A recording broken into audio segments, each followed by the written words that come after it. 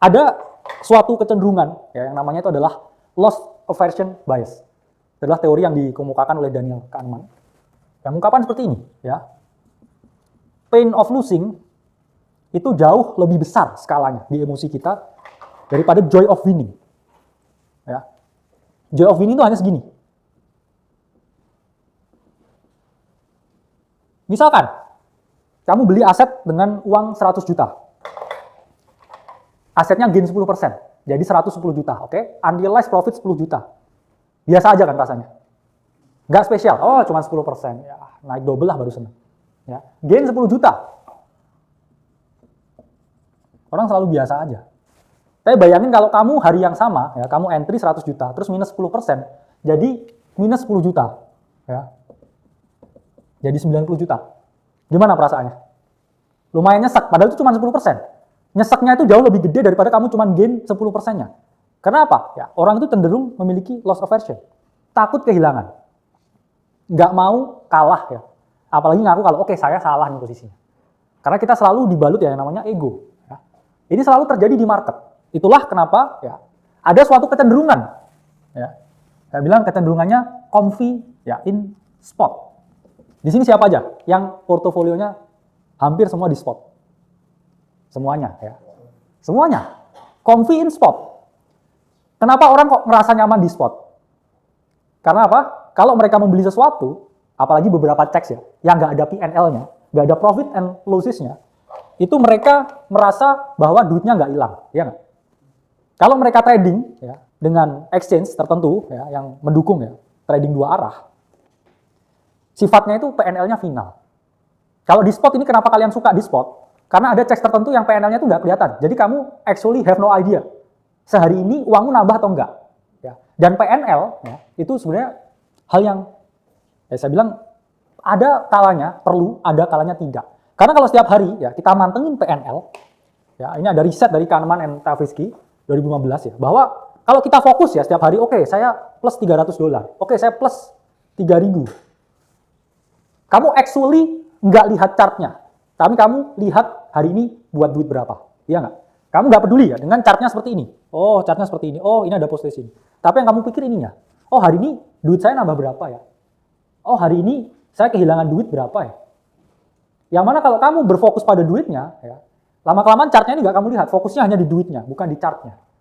Sehingga kamu nggak ngerti nih, oh ini ada bullish penan nih, dia mau naik. Oh ya udahlah, TP aja semuanya, close. Karena saya udah cukup nih dengan duit segini. Sehingga apa ya? Kamu nggak follow trading plan, nggak follow investing plan. Begitu juga ketika, oh ini euforia nih, lihat duitnya segini nih. Pasti dia bisa tambah banyak lah duitnya. Nah, terus habis itu di sini ada misalkan potensi head and shoulder, ya potensi koreksi, terus kamu nggak TP sama sekali. Karena kamu hanya lihat duitnya.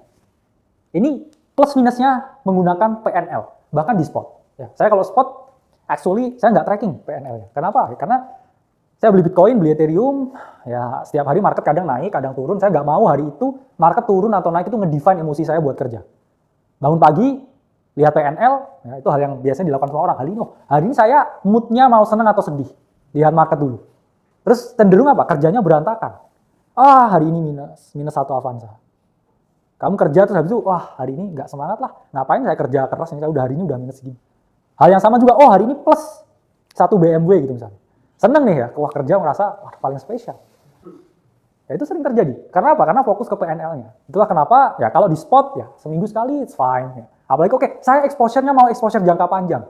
Ya jangan 10 menit selalu dilihat ya. P&L-nya. Oh, ini nambah nih duitnya. Oh, ini kurang. Ya ngapain kalau gitu mending trading aja, pakai hard stop loss sekalian. Kalau kamu fokusnya ya jangka panjang, ya nggak perlu dilihat P&L-nya. Oke, hanya lihat di waktu-waktu tertentu saja ya, ini 1 minggu ya. Karena apa ya? Ini pasti fluktuatif ya. Di sini plus 300, plus 450. Tapi apa? Ya selama di sini pun ini kan selalu ada drawdown-nya ya. Oke. Selalu ada drawdown-nya. Sehingga ya sangat lebih bijak ya kalau teman-teman ini hanya yang dilihat di waktu tertentu aja. Jangan setiap hari.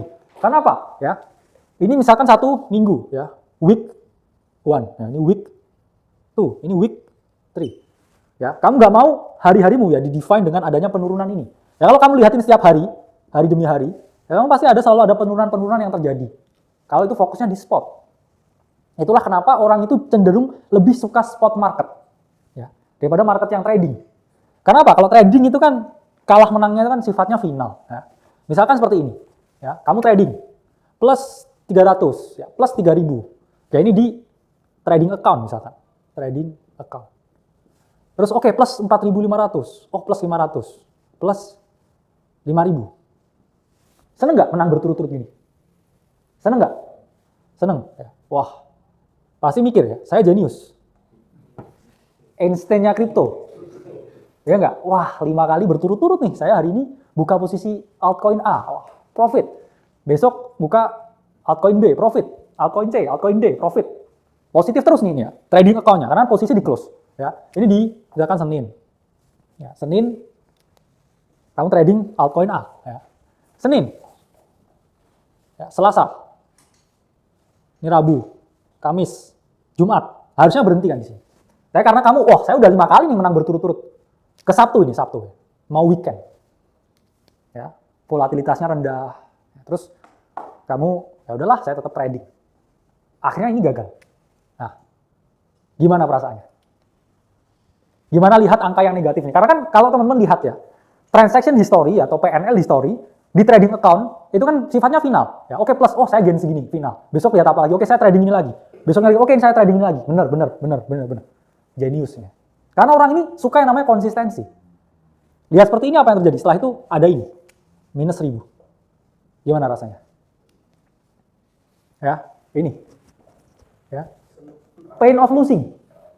Even cuman losing sekali. Aduh, aku nggak jenius ya ternyata. Ternyata saya hanya manusia biasa. Ya. Saya nggak jenius ternyata. Ya. Padahal ini udah menang, wah 5 kali berturut-turut. Tapi hanya karena satu kesalahan, satu kekalahan. Semua itu ambiar ya rasanya. Ya. Imajinasinya, oh tentang Einstein-nya kripto dan sebagainya, itu terbangun dengan konsistensi seperti ini. Dan biasanya pattern-nya apa? Setelah ada loss, trade selanjutnya gimana? Revenge trading dengan risiko yang lebih gede. Ya, biasanya mungkin dia selalu ngeresikoin 1.000. Ya. Buat dapat 4.500, 3.000, 5.000. 1/3, 1/5 ya seterusnya. Setelah itu dia tiba-tiba ya, di hari besoknya, Minggu, ya, apa yang dia lakukan? Dia trade lagi dengan risiko yang lebih tinggi. Saya nggak mau ya, dikecewakan oleh market. I'm smarter than you. Ya. Selalu begitu. Akhirnya di sini dia risikokan bukan 1.000, tapi 20.000. Enggak ya, 2.000. Ya. Terus apa yang terjadi? Ternyata minggunya low liquidity lagi. Ya. Dia malah minus 2.000 di sini. Nah ini patternnya udah kelihatan ya.